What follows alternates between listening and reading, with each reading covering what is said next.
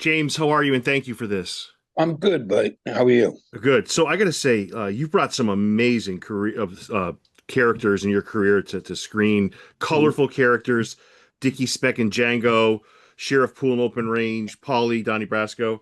Is there a character you've thought about long after the role? No, not really. I don't. It doesn't really linger with me, you know. Yeah, yeah. But like so let's just take Django, right? Your character like started that movie off in such a great way. Like people were in for ready to buckle up just like that. Like I don't know, you have a knack of bringing these colorful characters. Can you sense that when you're doing it, James? Can you sense, wow, this is kind of going to go well? Yeah, I think so. I mean, you know whether or not it's working or not. There's certain roles you do, and it's like, and then you're even more disappointed when you kind of had the sixth sense already of this ain't working. Yeah, But with yeah. Django, yeah, well, it's so obvious. Yeah, yeah. Is it so take Silent Ray, take Sheriff Poole, take Polly. Are they emotionally taxing when you're done? When you're done, are like, Jesus, I need some time. Like No, not really. Because you prepare, you do it, and you're in the moment there, and you're doing it, and it's good to just uh, pull the mask off and take off. You know what I mean? Rather than mm, have that linger. no, that's a great answer. I have to say, my father and I bond a lot to your work. He passed away a couple years back, but I'm sorry. yeah, he loved Django. Open Range is one of the most underrated movies of all time. It is underrated. I think the shootout is amazing. It's one of the best shootouts, and it took us, I think, a week to film that shootout. And Kevin wanted a real authenticity about it. He researched because it wasn't like uh, some of these westerns where you're standing in the middle of the street and the guy's like facing off.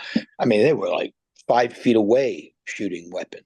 Yeah, yeah. You could feel it too when people were getting shot in open range. Like it was like you could feel them like jumping and going, and it's the next level. Yeah, and they had the premiere at the Cinerama Dome, which the sound system in there is fantastic. So I just remember the bullets, the sound of the bullets and the hits were just, so amazing. It's a good Western. I don't think but I think it's underrated. I don't think it gets its due up there. Yeah. When people bring up the Searchers and the Wild Bunch, and I think Open Range has got to be in the top 20. I feel like westerns aren't appreciated. I mean, Tulsa King aside, because it's got that western kind of feel to it. But like, I feel like westerns aren't appreciated like they were with the '70s and the '80s and '90s, even '60s.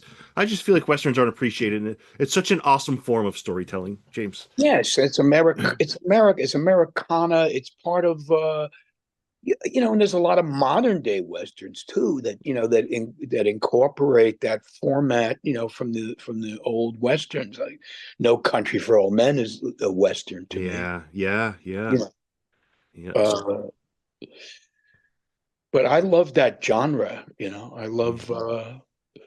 the old westerns, even the Searchers and um, what's the other? I just recently watched the original with Glenn Ford. What the 310 to Yuma is great. Oh yeah, both of them. Yeah, yeah.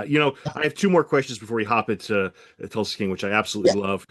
So let me ask you: you've done two projects with Johnny Depp. Was that a coincidence, or is it because you have a good rapport? No, I think I did three with Three, John. maybe I'm off. Yeah, it's at least two. What did Sure. I do? Wait, I did Donnie Brasco. Roscoe Ninth Gate, and I did a cameo. He wanted me Michael Mann wanted me to do this little cameo in the beginning of Public Enemies. Yeah, you got shot. Yeah, yeah, Yeah. yeah. That was great. Yeah. So is it? Do you guys have this great rapport, or is it just Well, coincidence? I met Johnny years before when he was doing Jump Street.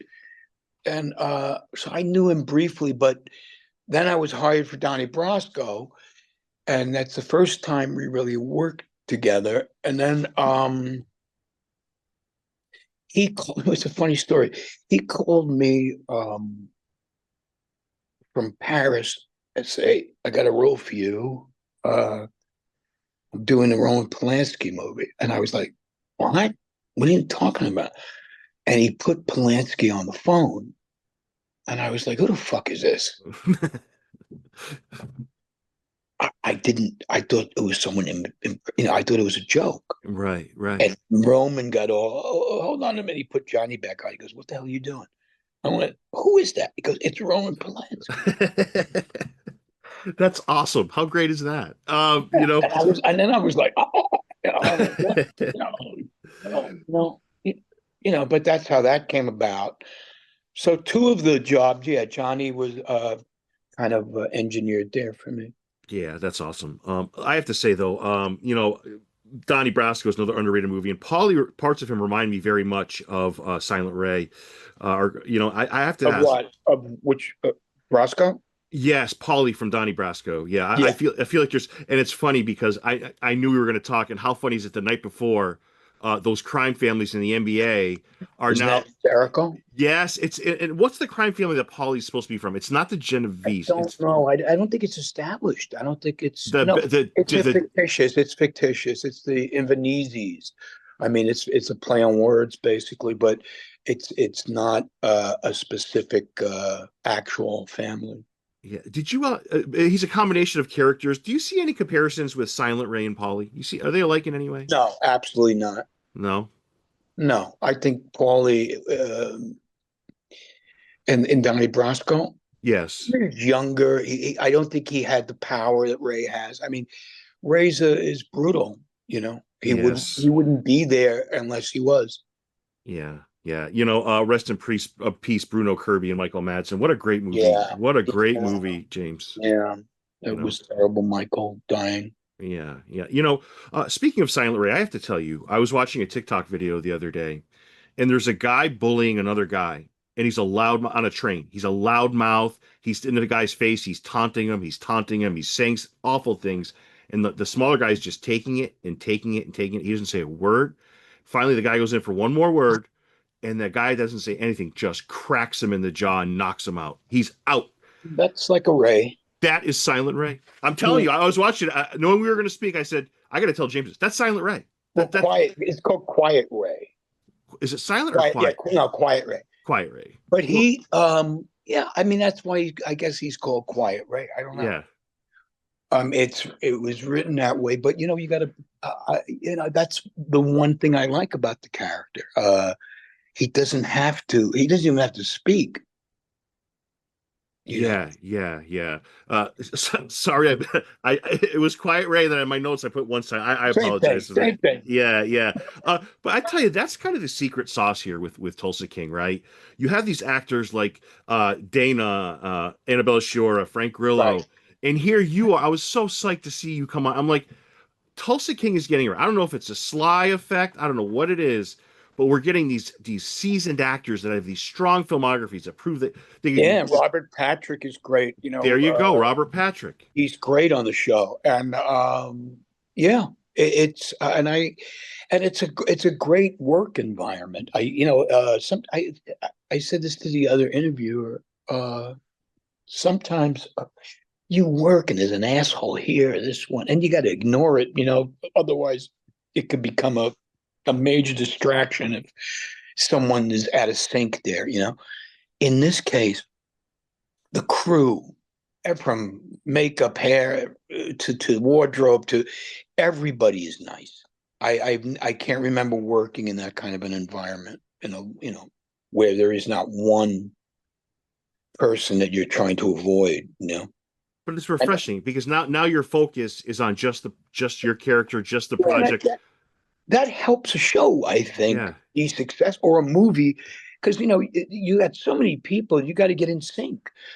You know, yeah, yeah. Do they you ever get tell? two or three people that are not with the program, it can really, if not consciously, subconsciously disrupt a production. Yeah, yeah. Do they ever tell you when you get the part, James, that Quiet Ray is? Do they tell you what they expect from you for him? Like, do they tell you how does that evolve? Like, how much of that is your process? How much of that is their vision? So how do they decide what Quiet Ray is? How much of it is you bringing what you have, their expectations of what this character is a little bit of both. How does that play out Well, developing Quiet in this Ray? case, it was what's on paper, and then you tweak here, you tweak a little thing there. But as far as the look and as far as how I wanted this guy present. No, that was my decision. I remember, it's funny. I didn't know at one point if I was going to wear the glasses, not when I tried on all these different glasses, and I was like, oh, I don't know. I don't like this glass. I don't know. And 15 minutes before filming, I think, I still didn't know if I wanted to wear the sunglasses. And I remember I finally found a pair that I liked. And I walked up to Sly and his wife, Jennifer, actually. And I said, what do you think? He goes, I like them. I'm like, all right. So he kind of pulled the trigger on my decision.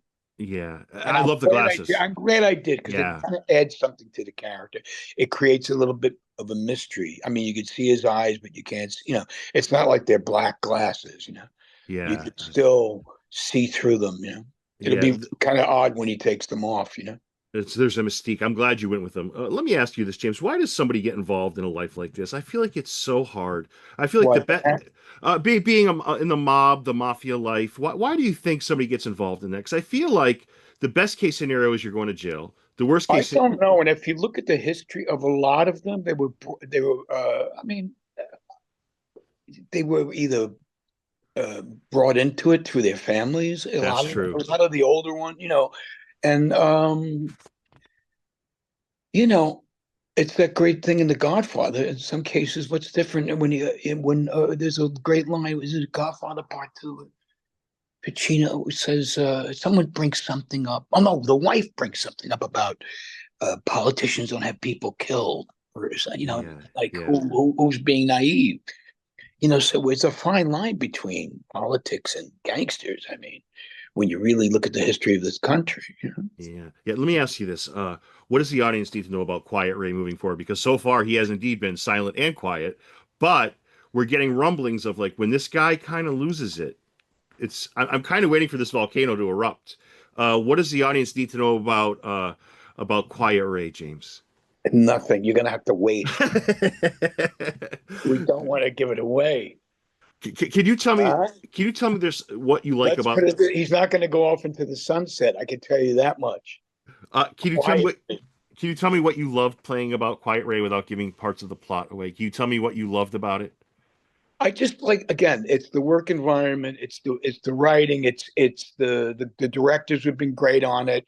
It's just been a pleasant, which gives you leeway to do what you got to do. And working with Sly, man, you know, I admire the man so much, and he's just great to work with, and the chemistry between me and him is just so good. And that's so important when you're trying to, you know, create a character. Yeah, yeah. I have two last questions, and thank you for this, James. I have to say, what do you think the audience needs to know about Quiet Ray, James? I'm not looking for a plot. Well, what do they need to know about this guy? That is it the analogy of that I gave you about, or the video I saw about the guy on the train being quiet? Like, are those the people we need to fear the most? Like, is that versus like Robert Patrick's character where he's like very vocal, very violent, just where Quiet Ray's just the opposite? He's dangerous, let's Yeah. put it this way. And you don't know when that danger is going to erupt down the road here in these episodes. Yeah, yeah. Somebody on Reddit had a question for you. They said, is Quiet Ray based off a real person? And is he like a John Gotti of New York? Is he like the boss, the Uber boss?